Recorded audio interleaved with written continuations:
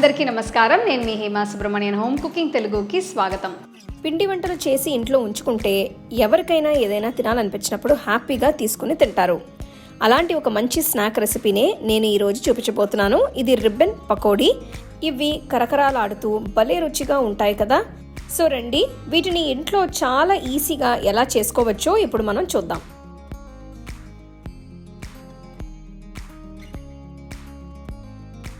Ribbon pakodi చేయడానికి ముందుగా ఒక మిక్సర్ జార్లో అరకప్ అంతా వేయించిన శనగపప్పు వేస్తున్నాను. దీని మొత్తం మెత్తటి పొడి పట్టాలి.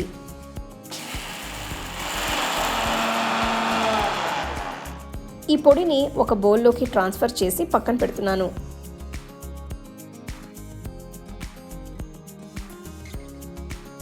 ఇప్పుడు పిండి స్మూత్గా ఉండడానికి ఒక జల్లెడలో పట్టిన శనగపప్పు పొడి, 1.5 కప్పుల బియ్యం పిండి, 1/2 కప్పు శనగపిండి, 1.5 టీ స్పూన్ల ఉప్పు, 2 టీ స్పూన్ల కారం, 1/2 టీ స్పూన్ ఇంగువ వేసి మొత్తం అంతా జల్లెడ పట్టి ఒక బౌల్లో వేయాలి. ఇలా చేయడం వల్ల పకోడీ మిశ్రమం చాలా సాఫ్ట్గా వస్తుంది. ఇందులో 2 టేబుల్ స్పూన్ అంతా కరిగించిన వెన్న వేయాలి. ఇది కాస్త గోరువెచ్చగా ఉంటే బాగుంటుంది.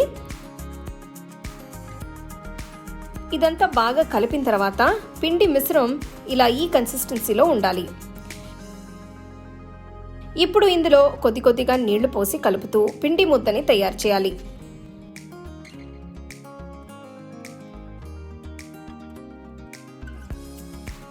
చూస్తున్నారు కదా, రిబ్బన్ పకోడీకి పిండి తయారైనట్టే.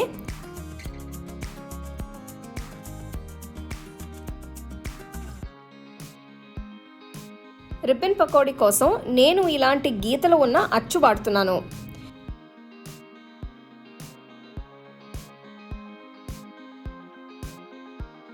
దీన్ని ఇలా మొత్తం నూనె రాస్తే పిండి అంటుకోపోకుండా సాఫ్ట్గా అచ్చులో నుంచి బయటికి వస్తుంది.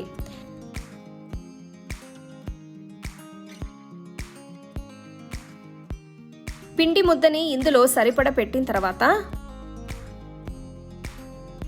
పైన మూత పెట్టి క్లోజ్ చేస్తున్నాను.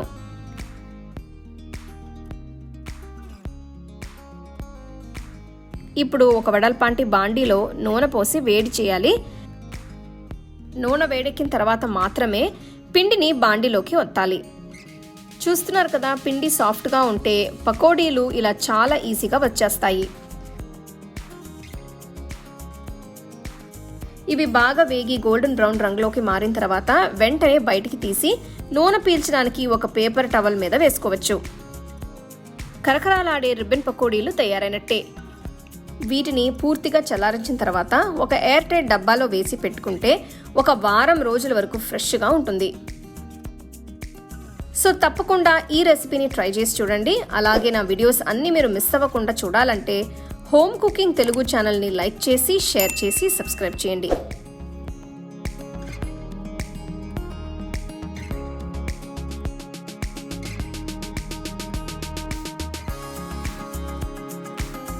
The second edition of our home cooking book is now available on our website 21frames.in. I'll give you the link in the description. You can go and check it out. The book is currently available only in India for now, so you can place your orders on 21frames.in.